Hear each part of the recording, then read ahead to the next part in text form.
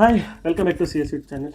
Kannada industry ಇತ್ತೀಚೆಗೆ ಕಂಪ್ಲೀಟಾಗಿ ನಶಿಸಿ ಹೋಗ್ತಾ ಇದೆ ಅಂತಲೇ ಹೇಳ್ಬೋದು. ಯಾಕೆ ಏನು ಅಂತ ಕಂಪ್ಲೀಟಾಗಿ ಈ ವಿಡಿಯೋದಲ್ಲಿ ತಿಳಿಸ್ಕೊಡ್ತೀನಿ. ಇದಕ್ಕೆ ನಾನಾ ಕಾರಣಗಳಿದೆ. ಯಾವೆಲ್ಲ ಕಾರಣಗಳಿಂದ ಕನ್ನಡ ಇಂಡಸ್ಟ್ರಿ ಈಗ ಆಗ್ತಾ ಇದೆ ಅನ್ನೋದ್ರ ಬಗ್ಗೆ ನಾನು ನಿಮಗೆ ತಿಳಿಸ್ಕೊಡ್ತೀನಿ. ನಿಮಗೆಲ್ಲ ಗೊತ್ತಿರೋ ಹಾಗೆ ಕನ್ನಡ ಇಂಡಸ್ಟ್ರಿಯಲ್ಲಿ ಅಂತ ಒಳ್ಳೆ ದೊಡ್ಡ ಹಿಟ್ ಸಿನಿಮಾಗಳಾಗಲಿ, ದೊಡ್ಡ ದೊಡ್ಡ ಡೈರೆಕ್ಟರ್ಗಳಾಗಲಿ, ದೊಡ್ಡ ದೊಡ್ಡ ಪ್ರೊಡ್ಯೂಸರ್ಸ್ ಆಗಲಿ, ಹಾಗೆ ದೊಡ್ಡ ದೊಡ್ಡ ಸೂಪರ್ ಸ್ಟಾರ್ಸ್ ಆಗಲಿ ಇಲ್ಲ.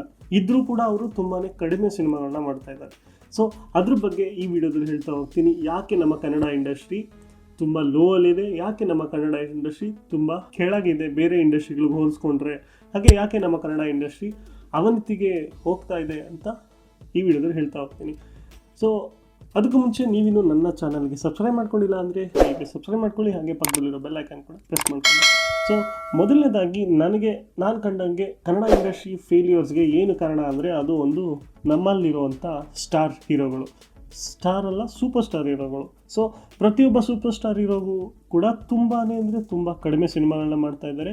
ವರ್ಷಕ್ಕೆ 1-2 ಸಿನಿಮಾಗಳು ಬರ್ತಿದ್ದಂಥ ಕನ್ನಡ ಇಂಡಸ್ಟ್ರಿಯಲ್ಲಿ ಈಗ ಒಬ್ಬ ಸ್ಟಾರು ವರ್ಷಕ್ಕೆ ಅಲ್ಲ 3 ವರ್ಷ ಆದರೂ ಒಂದು ಸಿನಿಮಾಗಳನ್ನ ತರ್ತಾ ಇಲ್ಲ. ಅದರಲ್ಲಿ ಎಲ್ಲ ಹೀರೋಗಳು ಇದ್ದಾರೆ. ಫಾರ್ ಎಕ್ಸಾಂಪಲ್ ಈಗ ಹೇಳಬೇಕು ಅಂದರೆ ನಮ್ಮ ಕಿಚ್ಚ ಸುದೀಪ್ ಅವ್ರು ಆಗಿರ್ಬೋದು, ಅವ್ರದ್ದು ಸಿನಿಮಾ ಕೊನೆಯಲ್ಲಿ ಮಾರ್ಕ್ ಸಿನಿಮಾ ಬಂತು, ವರ್ಷಕ್ಕೊಂದೊಂದು ಸಿನಿಮಾ ತರಬೇಕು ಅಂತ ಹೇಳಿ ಅವರು ತುಂಬಾ ಪ್ರಯತ್ನ ಪಡ್ತಾ ಇದ್ದಾರೆ. ಬಟ್ ಅವರ ಒಂದು ದೊಡ್ಡ ಸ್ಕೇಲಲ್ಲಿ ಬರ್ತಾ ಇರೋವಂಥ ಸಿನಿಮಾ ಅದು ಬಿಲ್ಲಾರಂಗ ಭಾಷಾ, ಅದು ತುಂಬಾ ಡಿಲೇ ಆಗ್ತಾ ಇದೆ. ಸೊ ಇದರಿಂದ ಅವರ ಕನ್ಸಿಸ್ಟೆನ್ಸಿ ಇದ್ದರೂ ಕೂಡ ಒಂದು ದೊಡ್ಡ ಹಿಟ್ಟು ನಮಗೆ ಸಿಗ್ತಾ ಇಲ್ಲ. ಸೊ ಎರಡನೇದಾಗಿ ಯಶ್ ಅವರು. ಸೊ ಯಶ್ ಅವರು ಈಗ ನ್ಯಾಷನಲ್ ವೈಡ್ ಬೆಳೆದು ಬಿಟ್ಟಿದ್ದಾರೆ. ಸೊ ನ್ಯಾಷನಲ್ ವೈಡ್ ಅಲ್ಲ, ಇಂಟರ್ನ್ಯಾಷನಲ್ ವೈಡ್ಗೆ ಈಗ ಸ್ಟೆಪ್ ಆನ್ ಆಗ್ತಾ ಇದ್ದಾರೆ. ಸೊ ಒಂದು ಸಿನಿಮಾಯಿಂದ ಒಂದು ಸಿನಿಮಾಗೆ ಅವರ ಗ್ಯಾಪ್ಸು ತುಂಬ ಅಂದರೆ ತುಂಬಾ ದೊಡ್ಡ ಆಗ್ತಾ ಹೋಗ್ತಾ ಇದೆ. ಮುಂಚೆ ಎಲ್ಲ ವರ್ಷಕ್ಕೊಂದು ಅಥವಾ 2 ವರ್ಷಕ್ಕೊಂದು ಸಿನಿಮಾಗಳು ಬರ್ತಾಯಿದ್ದು, ಆದರೆ ಈಗ ಅವರ ಸಿನಿಮಾಗಳು 5 ವರ್ಷ ಆದರೂ ಬರ್ತಾ ಇಲ್ಲ. ಸೊ ಫಾರ್ ಎಕ್ಸಾಂಪಲ್ KGF ಆಗಿರ್ಬೋದು, KGF 2 ಸೀರೀಸ್ ಮುಗಿಯೋ ವರ್ಷದಲ್ಲಿ 6 ವರ್ಷ ಆಗಿತ್ತು. ಅದಾದಮೇಲೆ ಬರ್ತಾ ಇರೋವಂಥ ಈ ಟಾಕ್ಸಿಕ್ ಸಿನಿಮಾ ಈಗ ಆಲ್ರೆಡಿ 4 ವರ್ಷಗಳನ್ನ ಕಂಪ್ಲೀಟ್ ಮಾಡ್ಕೊಂಡಿದೆ.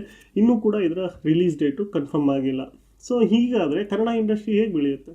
ಸೊ ಕನ್ನಡ ಇಂಡಸ್ಟ್ರಿಯಲ್ಲಿರುವಂಥ ಎಷ್ಟೋ ಜನ ಸೂಪರ್ ಸ್ಟಾರ್ ಹೀರೋಗಳು ಏನಿದ್ದಾರೆ ಅವರೆಲ್ಲರೂ ವರ್ಷಕ್ಕೊಂದು ಸಿನಿಮಾಗಳನ್ನಾದರೂ ಮಾಡ್ತಾ ಇರಬೇಕು. ಅಟ್ಲೀಸ್ಟ್ ಎಲ್ಲರೂ ಏನಾಗ್ತಾ ಇದೆ ಅಂದರೆ ಎಲ್ಲರೂ ಒಂದೇ ವರ್ಷ ಬರೋದಕ್ಕೆ ಇದು ಮಾಡ್ತಾರೆ. ಸೊ ಎಲ್ಲರೂ ದೊಡ್ಡ ದೊಡ್ಡ ಸಿನಿಮಾಗಳನ್ನ ತೆಗಿತಾ ಇರ್ತಾರೆ.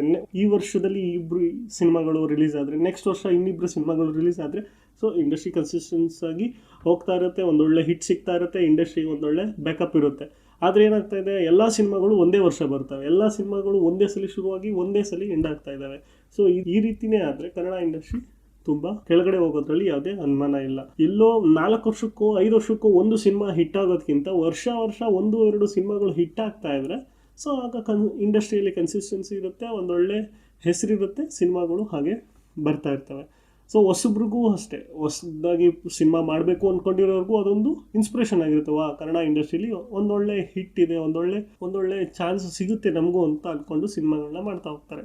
ಸೊ ಈಗೇನಾಗ್ತಾ ಇದೆ ಅಂದರೆ ಹೊಸ ಡೈರೆಕ್ಟರ್ಗಳಿಗೆ ಅವಕಾಶ ಸಿಗ್ತಾ ಇಲ್ಲ, ಹೊಸ ಪ್ರೊಡ್ಯೂಸರು ಮುಂದೆ ಬರ್ತಾ ಇಲ್ಲ. ಸೊ ಯಾವ ಪ್ರೊಡ್ಯೂಸರ್ಸ್ ಮುಂದೆ ಬರ್ತಾರೆ ಅವರ ಬಜೆಟ್ ತುಂಬ ಕಮ್ಮಿ ಇರುತ್ತೆ, ಆ ಬಜೆಟಲ್ಲಿ ಸಿನಿಮಾ ಮಾಡೋಕ್ಕೆ ಹೊಸ ಡೈರೆಕ್ಟರ್ಗಳಿಗೆ ಅವ್ರು ಒಪ್ಪಲ್ಲ, ಹಳೆ ಡೈರೆಕ್ಟ್ರು ಆ ಬಜೆಟಲ್ಲಿ ಸಿನಿಮಾ ಮಾಡಲ್ಲ. ಸೊ ಹೀಗಾದರೆ ಹೆಂಗೆ ಮುಂದೆ ಹೋಗುತ್ತೆ ನಮ್ಮ ಕನ್ನಡ ಇಂಡಸ್ಟ್ರಿ?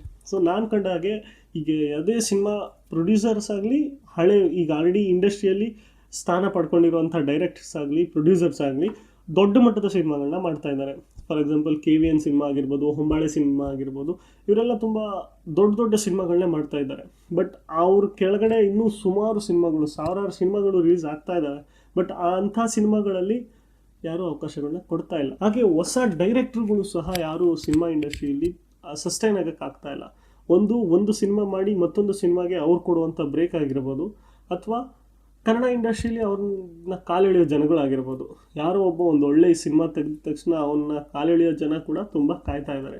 ಸೊ ಹಾಗಾಗಿ ಹೊಸ ಡೈರೆಕ್ಟರ್ಗಳು ಕೂಡ ಬರಬೇಕು, ಹೊಸತನ ತರಬೇಕು ಅಂತ ನಾನು ಅನ್ಕೊಂತೀನಿ. ಇನ್ನೊಂದು, ಎಲ್ಲರೂ ಮನಿ ಮೇಲೆ ಫೋಕಸ್ ಮಾಡ್ತಾ ಇದ್ದಾರೆ. ಸಿನಿಮಾ ಅಂದರೆ ಬರೀ ದುಡ್ಡು ಮಾಡೋದೇ ಅಂದ್ಕೊಂಡ್ಬಿಟ್ಟಿದ್ದಾರೆ.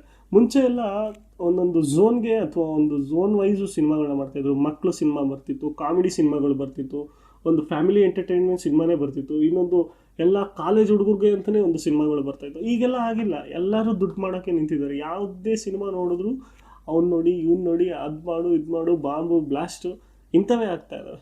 ಎಲ್ಲೂ ಕೂಡ ಒಂದು ಕಾಮಿಡಿಗಾಗಲಿ, ಒಂದು ಮಕ್ಳಿಗಾಗಲಿ ಈ ರೀತಿಯ ಸಿನಿಮಾಗಳು ತುಂಬ ಅಂದರೆ ತುಂಬಾ ಕಮ್ಮಿ ಆಗೋಗಿದ್ದಾವೆ. ನಾನು ಚಿಕ್ಕ ಹುಡುಗ ಇದ್ದಾಗ ಅರ್ಜುನ್ ಸರ್ಜಾ ಅವರು ಮಾಡಿದಂಥ ಸಿನಿಮಾಗಳು, ಮಕ್ಕಳ ಸೈನ್ಯ, ಪುಟಾಣಿ ಏಜೆಂಟ್ 1, 2, 3, ಹಾಗೆ ಇನ್ನೂ ಸುಮಾರು ಸಿನಿಮಾಗಳಿದ್ದಾವೆ.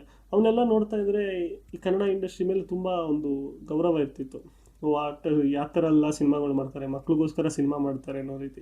ಬಟ್ ಇತ್ತೀಚೆಗೆ ಏನಾಗ್ತಾ ಅಂದರೆ ಮಕ್ಕಳ ಓರಿಯೆಂಟೆಡ್ ಸಿನಿಮಾಗಳು ಒಂದು ಬರ್ತಾನೆ ಇಲ್ಲ. ಸೀರಿಯಸ್ಲಿ ಮಕ್ಳುಗಳಿಗೆ ಸಿನಿಮಾ ತೋರಿಸ್ಬೇಕು ಅಂತ ಯಾವ ಸಿನಿಮಾ ಕಂಟೆಂಟ್ಸೇ ಇಲ್ಲ. ಬರೀ ದೊಡ್ಡವರೇ ಬರೀ ಇವರೇ ನೋಡ್ಕೊಂಡು ಹೋಗ್ತಾ ಇದ್ರೆ, ಎಲ್ಲ ಅನಿಮಲ್ಗಳ ಥರ ನೋಡ್ತಾ ಇದ್ರೆ ಕಷ್ಟ ಆಗುತ್ತೆ. ಕನ್ನಡದಲ್ಲಿ ದುಡ್ಡು ಅನ್ನೋದನ್ನು ಬಿಟ್ಟು ಬೇರೆ ಬೇರೆ ಹೊಸ ಹೊಸ ಸಿನಿಮಾಗಳನ್ನ ಕೂಡ ಮಾಡಬೇಕು. ನಮ್ಮ ರಿಷಬ್ ಶೆಟ್ಟಿ ಅವರಿದ್ರು, ಎಲ್ಲರೂ ಒಂದು ಝೋನಲ್ಲಿ ಹೋಗ್ತಾ ಇದ್ರೆ ಅವರು ಸರ್ಕಾರಿ ಹಿರಿಯ ಪ್ರಾಥಮಿಕ ಪಾಠಶಾಲೆ ತಂದರು. ಆವಾಗ ಅದು ದೊಡ್ಡ ಹಿಟ್ ಆಯಿತು. ಯಾಕೆ? ಅದಕ್ಕೂ ಮುಂಚೆ ಆ ರೀತಿಯ ಒಂದು ಸಿನಿಮಾಗಳು ತುಂಬ ವರ್ಷಗಳೇ ಆಗೋಗಿತ್ತು. ಮಕ್ಕಳ ಸಿನಿಮಾಗಳು ಬಂದು ಒಂದು ಮಕ್ಕಳು ಸಿನಿಮಾ ಅಷ್ಟು ದೊಡ್ಡ ಸಕ್ಸಸ್ ಆಗುತ್ತೆ ಅಂತ ಯಾರು ಅಂದ್ಕೊಂಡು ಇರಲಿಲ್ಲ. ಅದೇ ರೀತಿ ಬೇರೆಯವರು ಸಹ ಹೊಸಬ್ರು ಟ್ರೈ ಮಾಡಿದ್ರೆ 100% ಕನ್ನಡ ಇಂಡಸ್ಟ್ರಿಯಲ್ಲಿ ಇನ್ನೂ ಸಸ್ಟೈನ್ ಆಗ್ಬೋದು. ದೊಡ್ಡ ಸಿನಿಮಾಗಳು, ದುಡ್ಡು ಮಾಡೋ ಸಿನಿಮಾಗಳನ್ನ ಬಿಟ್ಟು ಜನಗಳಿಗೆ ಏನು ಬೇಕೋ ಅದನ್ನು ಕೊಟ್ಟರೆ ಸಿನಿಮಾ ಇಂಡಸ್ಟ್ರಿ ಇನ್ನೂ ಚೆನ್ನಾಗಿರುತ್ತೆ ಅಂತ ನನ್ನ ಅನಿಸಿಕೆ. ತುಂಬ ಮಾತಾಡ್ಬಿಟ್ಟೆ ಅನಿಸುತ್ತೆ. ಇಷ್ಟಿರಲಿ. ಸೊ ಇಷ್ಟು ಹೇಳ್ತಾ ಈ ವಿಡಿಯೋನ ಇಲ್ಲಿ ಮುಗಿಸ್ತಾ ಇದ್ದೀನಿ. ನಿಮ್ಗೆ ಏನು ಅನ್ನಿಸ್ತಾ ಇದೆ? ಕನ್ನಡ ಇಂಡಸ್ಟ್ರಿಯಲ್ಲಿ ಈ ರೀತಿ ಸಿನಿಮಾಗಳೇ ಇದ್ದರೆ ನಮ್ಮ ಕನ್ನಡ ಇಂಡಸ್ಟ್ರಿ ದೊಡ್ಡದಾಗಿ ಬೆಳೆಯುತ್ತೆ ಅಂದ್ಕೊತಿದ್ದೀರಾ? ಅಥವಾ ಇನ್ನೂ ಬೇರೆ ಬೇರೆ ರೀತಿಯ ಎಕ್ಸ್ಪೆರಿಮೆಂಟಲ್ ಸಿನಿಮಾಗಳು, ಮಕ್ಕಳ ಸಿನಿಮಾಗಳು, ಲವ್ ಸ್ಟೋರೀಸ್ಗಳು, ಕಾಲೇಜ್ ಸ್ಟೋರೀಸ್ಗಳು, ಈ ರೀತಿಯ ಸಿನಿಮಾಗಳು ಬರೋದ್ರಿಂದ ನಮ್ಮ ಕನ್ನಡ ಇಂಡಸ್ಟ್ರಿ ಬೆಳೆಯುತ್ತೆ ಅನಿಸುತ್ತಾ? ಕಮೆಂಟ್ ಮಾಡಿ ತಿಳಿಸಿ. ಮತ್ತೆ ಸಿಗ್ತೀನಿ ಮತ್ತೊಂದು ವಿಡಿಯೋದಲ್ಲಿ. ಅಲ್ಲಿವರೆಗೂ bye, signing off. C S.